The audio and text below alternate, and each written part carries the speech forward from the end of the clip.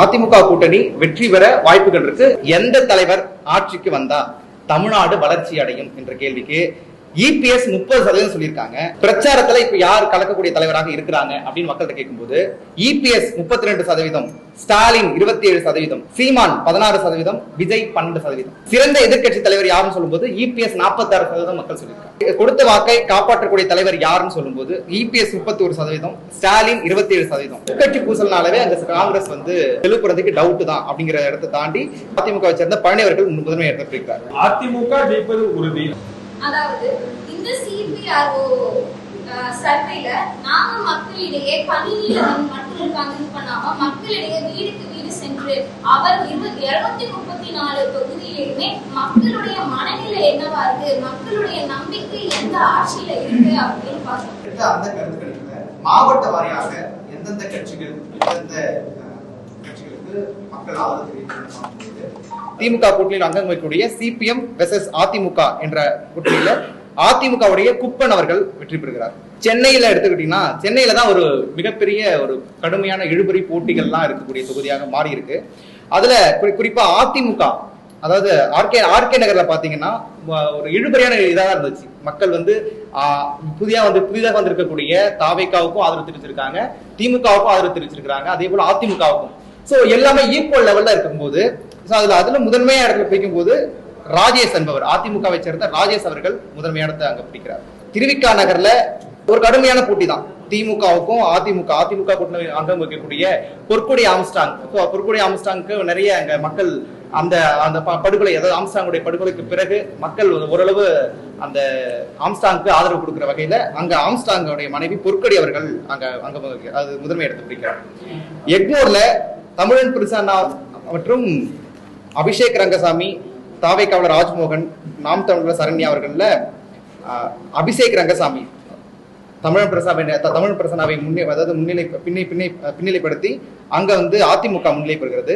அண்ணா நகர்ல அதிமுக கோகுலேந்திரா, தியாகராயர் நகர்ல ராஜா அன்பழகன், சத்யநாராயணன், இதுல அதிமுகவை சேர்ந்த தி நகர் சத்யா அவர்கள் முதன்மை இடம்பிடிக்கிறார். வேளச்சேரியில இந்த அளவு கடுமையான சூழல், ஏற்கனவே அசன்மோட சிட்டிங் எம்எல்ஏ இருக்கிறாரு, இருந்தாலும் அந்த இடத்த அசோக் என்பவர் வேளச்சேரியில பிடிக்கிறார். அதாவது அதிமுகவை சேர்ந்த அசோக். ஸ்ரீபெரும்புத்தூர்ல செல்வ பிறந்தகை, இதுல கொஞ்சம் கடினமான சூழலா தான் இருக்கு. என்ன காரணம் அப்படின்னா உட்கட்சி பூசல் நிறைய அவங்க உட்கட்சியிலே அவருக்கு எதிரான பல கருத்துகள், பல விஷயங்கள் நிறைய இந்த தேர்தல் கூட்டணி தொகுதி பங்கீடுல நிறைய விஷயங்கள் பார்த்தோம். சோ அதனால இப்போ சீட்டு பங்கீடுல கூட அதாவது பணத்தை கொடுத்துக்கலாம், அதாவது ஜோதி மன்னர்கள் கடுமையான குற்றச்சாட்டுலாம் வச்சாங்க. சோ அதனால உட்கட்சி பூசல்னாலவே அந்த காங்கிரஸ் செல்வ பிறந்ததில் இந்த முறை செல்வ பிறந்தைக்கு டவுட் தான் அப்படிங்கிற இடத்தை தாண்டி பழனிவர்கள் அங்க அதிமுக சேர்ந்த பழனிவர்கள் முதன்மை எடுத்திருக்கிறார். இப்போ கொங்கு மண்டலத்துல எத்தனை சதவீதம் மக்களுக்கு எத்தனை சதவீதம் மக்கள் ஆதரவு தருவான்னு பார்க்கும்போது அதிமுகவுக்கு 49%, திமுகவுக்கு 27%, நாம் தமிழர் கட்சிக்கு 3%, தாவேகாவுக்கு 14%. மத்திய தெற்கு மண்டலத்துல அதிமுகவுக்கு 35%, திமுகவுக்கு 33%, நாம் தமிழர் கட்சிக்கு 3%, தாவேகாவுக்கு 12%. பிரச்சாரத்துல இப்ப யார் கலக்கக்கூடிய தலைவராக இருக்கிறாங்க அப்படின்னு மக்கள்கிட்ட கேட்கும்போது இபிஎஸ் 32%, ஸ்டாலின் 27%, சீமான் 16%, விஜய் 12%. சிறந்த எதிர்கட்சி தலைவர் யாருன்னு சொல்லும்போது இபிஎஸ் 46% மக்கள் சொல்லியிருக்காங்க. சட்டம் ஒழுங்கு யார் ஆட்சிக்கு வந்தா சரியாகும் அப்படின்னு ஒரு கேள்வி முன்வைக்கும் போது ஸ்டாலின் 27%, இபிஎஸ் 29%, விஜய் 26% சொல்லியிருக்காங்க. திமுகவை நேருக்கு நேராக இருக்கக்கூடிய சிறந்த தலைவர் யார் அப்படின்னு முன்வைக்கும் போது இபிஎஸ் 37%, விஜய் 32%, நாம் தமிழர் கட்சி 18%. திமுக மீண்டும் ஏன் ஆட்சிக்கு வரக்கூடாதுன்னு நினைக்கிறீங்க அப்படின்னு சொல்லும் போது நிறைய காரணங்கள் முன்வைக்கிறாங்க. மக்கள் சொல்றது வாரிசு அரசியல் திமுக நிறைய இருக்கு, ரொம்ப அதிகமாவே இருக்கு அப்படின்னு சொல்றாங்க. சட்ட ஒழுங்கு சரியில்லை அப்படிங்கிற சொல்றாங்க. பெண்களுக்கு பாதுகாப்பு இல்ல, இந்த ஆட்சியில கொஞ்சம் ரொம்ப அதிகமாவே இருக்கு அப்படிங்கிற மாதிரி சொல்லியிருக்காங்க. கொடுத்த வாக்கை காப்பாற்றக்கூடிய தலைவர் யாருன்னு சொல்லும்போது இபிஎஸ் 31%, ஸ்டாலின் 27%, 10,000 இபிஎஸ் கூட 10,000 நல்ல திட்டம் தான் அப்படின்னு சொல்லி அந்த திட்டத்தை 27% ஆதரிச்சிருக்காங்க. எந்த தலைவர் ஆட்சிக்கு வந்தா தமிழ்நாடு வளர்ச்சி அடையும் என்ற கேள்விக்கு இபிஎஸ் 30% சொல்லியிருக்காங்க, ஸ்டாலின் 28% சொல்லியிருக்காங்க, விஜய் 21%, சீமான் 9%.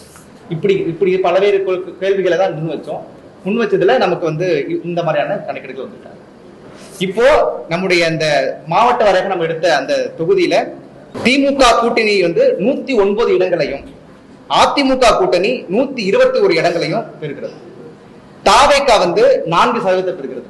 இதுல சிட்டிங் அமைச்சரா இருக்கக்கூடிய ரகுபதி, திருமயம் ரகுபதிக்கு அங்க கடுமையான போட்டி நிலவுறது. அங்க வந்து வைரமுத்து அவர்கள், அங்க அதிமுகவை சேர்ந்த வைரமுத்து அவர்கள் முன்னிலைப்படுத்தார்.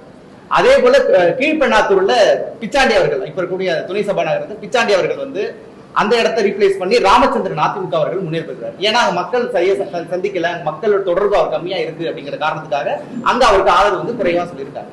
அதே போல இப்ப கூட்டணி கட்சிகள் அதிமுக திமுக எத்தனை சதவீதங்கள் பெறுகிறது, அதாவது எத்தனை ஓட்டுகள், அதாவது எத்தனை தொகுதிகள் வின் பண்ணுதுன்னு பார்க்கும்போது அதிமுக கூட்டணியில தமிழ்நாடு மக்கள் முன்னேற்ற கழகம் ஜான் பாண்டியன் அவங்களுடைய மனைவி பிரசிலா பாண்டியனுக்கு ஒரு தொகுதி பெற்று அவங்க ஒரு தொகுதி, பாமக 10 தொகுதியில இந்த முறை 18 தொகுதியில 10 தொகுதியில அவங்க வின் பண்றாங்க.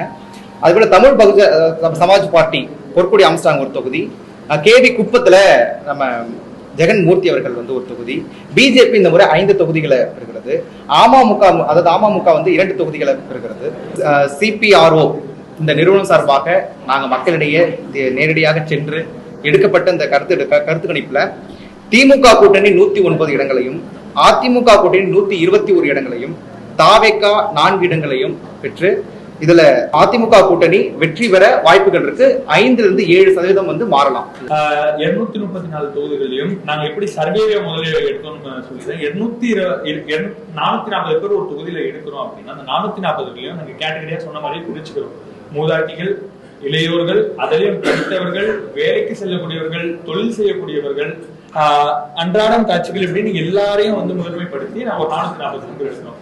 வாரியமா பிரிச்சுக்கிறோம். கிழக்கு ஒன்றியம், மேற்கு ஒன்றியம், தெற்கு ஒன்றியம். ஏன்னா ஒரே இடத்துல போய் தேங்கி நிக்காம, ஏதோ வீதிகளை நடந்து போறவங்க இருக்காம எப்படி ஓட்டு கேட்பாங்களோ அதை தாண்டி நீங்க எங்களுடைய புகைப்படங்களை பார்த்தா தெரியும், வீடு விட போய் யாருக்கு ஓட்டு போடுவீங்க அப்படின்னு கேட்டிருக்கோம். அதாவது ஒரு வேட்பாளரை விட நாங்க போய் அதிகமா உழைச்சிருக்கோம் அப்படின்றத நீங்க போட்டோ பார்த்தாலே தெரியும், உங்களுடைய காணொலிகள் பார்த்தாலே உங்களால புரிஞ்சுக்க முடியும். இப்படி இருக்கும் போது எங்களுக்கு கொஞ்சம் ஒரு திருப்தியா இருந்தது. இந்த ரிசல்ட் கொஞ்சம் மாறாம போல. அதுல மாறுவதற்கான காரணம் என்னன்னு அதையும் சொல்லிடுறேன். சில பேர்கிட்ட கேட்கும் போது அவங்க என்ன சொன்னாங்கன்னா, இன்னும் நாங்க முடிவு பண்ண எங்களுடைய வேட்பாளரை, நாங்க இன்னும் யாருக்கு போனோம் தெரியல, அங்க போய் நிப்போம், என்ன தோணுதோ அப்ப நாங்க அமைக்கிட்டு வருவோம் அப்படின்ற ஒரு மனப்பான்மையில எல்லாருமே இருக்காங்க. அப்போ அந்த சதவீத மக்கள் மாறக்கூடிய வாய்ப்புகள் இருக்கு. மீடியா நண்பர்களுக்கு, ஊடகங்களுக்கு தெரியும் கடைசி நேரங்களில் என்ன வேண்டுமென்றாலும் நடக்கலாம், நடந்தால் மாறுவதற்கான வாய்ப்பு இருக்கிறது. அப்படின்னும் போது நிறைய இடங்கள்ல நாங்க அதிமுக சொல்லியிருந்தாலும் கூட நாங்க சதவீதம் கொடுத்துருக்கோம். அதிமுக ஜெயிப்பது உறுதி அப்படி இருந்தாலும் கூட கடைசி நேரங்களில் களம் மாறுவதற்கான வாய்ப்பு இருக்கு. அந்த இடங்களில் 3500 அதே மென்ஷன் பண்ணியிருக்கோம், நீங்க இது பண்ண தெரியும். 500 ஓட்டு வித்தியாசம், 1000 ஓட்டு வித்தியாசம், 2000 ஓட்டு வித்தியாசம்னு இருக்கு. அந்த இடத்துல அதிமுக அப்படின்னு சொல்லியிருக்கோம். இது மாறுவதற்கான வாய்ப்பு இருக்கு.